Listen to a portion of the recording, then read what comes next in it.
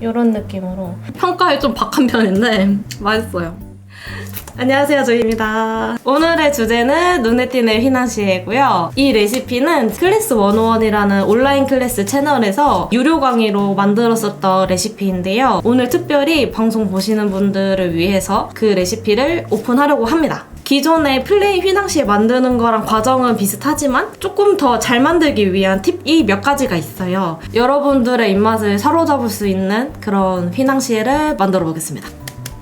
휘낭시에 만드실 때는 버터가 굉장히 중요한 재료이다 보니까 맛있는 버터를 사용해야 결과물도 되게 맛있어지거든요. 그래서 제가 추천드리는 거는 고메자가 들어간 프랑스 버터를 사용하시면 되게 맛있어요. 오늘 버터를 만져보시면 손이 이렇게 쑥 들어가죠? 버터가 좀 차가워도 물론 태우는데 지장을 주는 건 아니지만 오래 끓여야 되다 보니까 수분이 많이 날아갈 수가 있어요. 그래서 오래 끓이지 않아도 적절한 갈색을 띌 수 있게끔 준비를 하는 겁니다. 중불에서 강불 사이 정도? 저는 주걱으로 이렇게 젓다 보면은 거품이 필요 이상으로 많이 생겨서 어느 정도의 갈색으로 색깔이 태워졌는지 확인하기가 조금 어렵다는 생각이 들었어요. 그래서 주걱 안 쓰고 그냥 이렇게 돌려가면서 태워주는 거예요.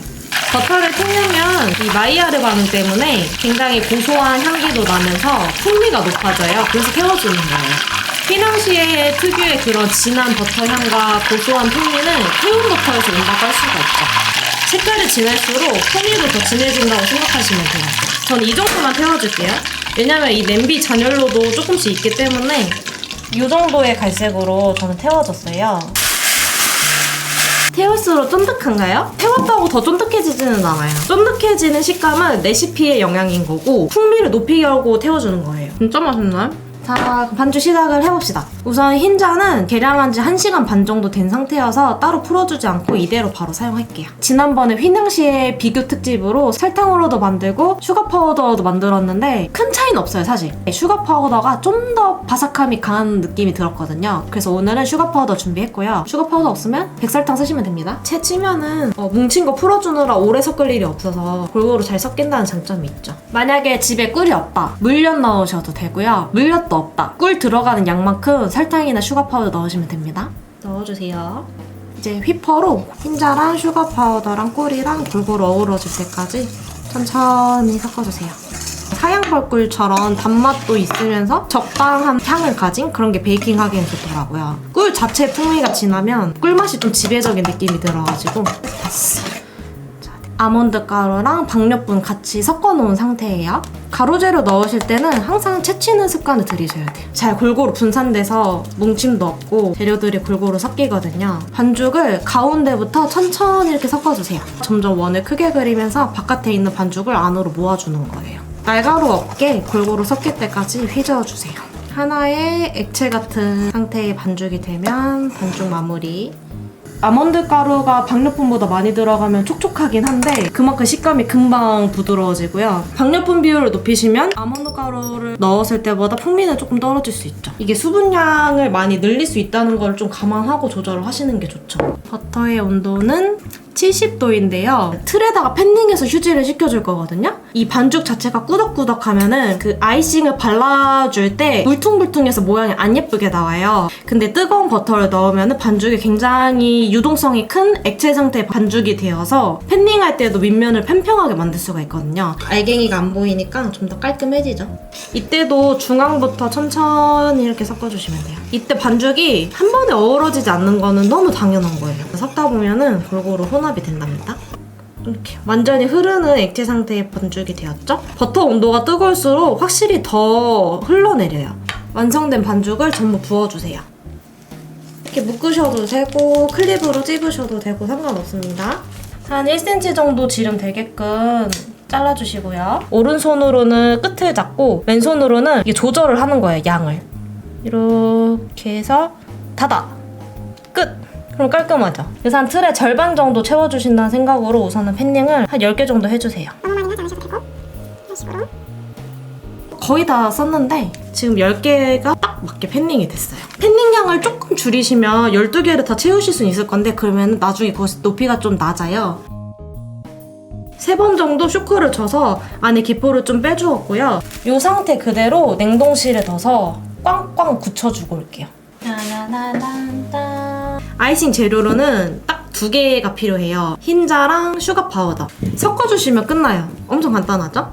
흰자 양이 좀 늘어나면 얇고 부드러운 아이싱이 돼요. 흰자는 단백질이 들어있잖아요. 그래서 오븐에 구웠을 때 그 단단함이 살아있거든요. 근데 레몬즙은 단백질이 없고 완전 순 액체이기 때문에 그 특유의 하얀 단단함이 안 생깁니다. 오븐에 구워주는 아이싱으로는 흰자가 적합해요. 근데 발라주는 아이싱은 바로 식용으로 먹어야 되기 때문에 안 구워주잖아요. 바로 섭취할 수 있는 레몬즙을 쓰는 거죠. 아까는 꾸덕꾸덕했는데 약간 흐름성 있는 상태로 변했죠. 이 상태까지 섞어주시면 되는 거예요. 이거는 냉장 보관하셔도 되고 실온에 잠깐 두셔도 되고, 근데 전 냉장 보관하겠습니다. 휴지하는 동안 아이싱 만들었고, 두 번째로 할 작업은 딸기잼을 준비하시는 건데요. 집에 딸기잼이 없다면 뭐 라즈베리잼 쓰셔도 되고 살구잼 쓰셔도 되고. 자, 이렇게 짤주머니를 기둥에 넣어주고요. 망 사이가 촘촘한 채망이 좋아요. 진짜 그 순수 액체 부분만 남을 때까지 이렇게 걸러주시면 되는 거예요. 액체 좀 빠져나가죠? 위에 씨앗이랑 과육만 남고 액체는 다 걸러졌어요. 이렇게 사용하기 전까지 잠시 옆에 두면 됩니다. 으뜨! 짜잔! 아까는 완전 흐르는 질감이었는데 지금은 뒤집어도 안 떨어질 정도로 단단하게 굳어있는 상태입니다. 아까 만든 아이싱이 좀 굳어서 좀 부드럽게 만들어줄게요. 아이싱이 너무 꾸덕하네요, 지금.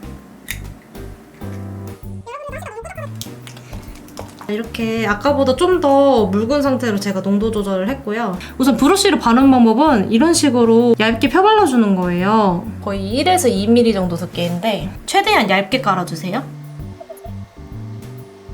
아까보다 브러쉬보다 확실히 깔끔하게 발렸죠. 물론 이게 너무 꾸덕한 거라서 굉장히 작게 이렇게 잘랐어요. 이 눈에 띄는 크랙이 너무 자글자글한 것보다 좀 큼직큼직한 게 구웠을 때 모양이 좀 예뻤거든요? 이 딸기잼을 벽과 벽을 끝까지 이어주는 느낌으로 이렇게 짜주셔야 돼요. 지그재그가 최대한 좀 가운데에 있었을 때 터짐이 좀 예쁘게 나오더라고요. 냉동실에 살짝 굳혀놨는데 이제 이거 구워주고 올게요. 8분 정도 지나면 한번 돌려줄게요. 짜잔! 이렇게 구워졌습니다. 뜨거울 때 습기 차니까 바로 옮겨줄게요. 그리고 아이싱 부서지지 않게 조심하세요. 이게 지금 말랑말랑해 보여도 뜨거워서 말랑한 거고 식으면 또 단단해져요. 사실 눈에 띄는 휘낭시에는 크랙이 많이 안 나는 게 환하게 예쁘긴 한데요. 오늘 반죽 자체가 좀 가볍다 보니 조금 터졌어요. 제일 잘 나왔다고 생각하는 거랑 아쉽다고 생각하는 거 하나씩 보여드릴게요. 요거랑 요거 예쁘다.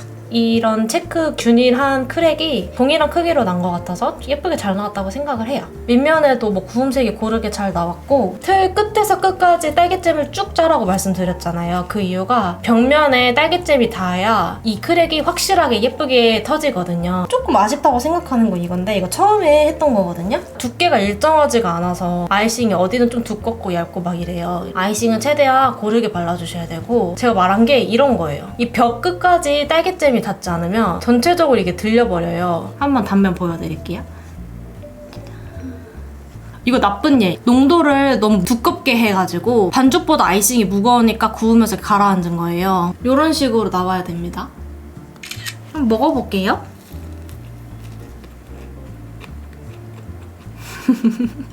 맛있어요. 전 제가 만들어도 평가에 좀 박한 편인데 맛있어요. 여기가 엄청 쫀득쫀득해요. 따뜻하게 먹는 게 더 맛있는 것 같아요, 눈에 띄네. 보통 휘낭시 같은 경우에는 하루만 지나도 좀 촉촉하게 식감이 바뀌어요. 가능하면 오늘 구웠으면 내일까지 드시는 게 좋고 이럴 때는 실온 보관하는 게 좋죠. 빨리 못 먹을 것 같다 하시면은 냉동실에도 2, 3주까지는 충분히 괜찮을 것 같아요. 물론 3주 뒤에 먹었을 때 갖고 온 것처럼 맛있는 맛은 아니겠죠? 저 진짜 눈에 띄는 휘낭시 테스트 때도 몇 번씩 만들어보고 심지어 클래스도 이거 만들었잖아요. 이런 경우 오늘 처음 봐요. 맛은 똑같아. 근데 저는 항상 제가 만든 거 막 만들어보라고 말씀을 드려도 만드시는 분도 있고 안 만드시는 분도 계시잖아요. 휘낭시를 좋아하시는 분이었다면 한번 만들어보세요. 진짜 맛있어요. 오늘도 시청해주셔서 감사드리고 좋아요, 구독해주셔도 감사드리고 다음 주 방송에서도 또 뵀으면 좋겠습니다. 안녕!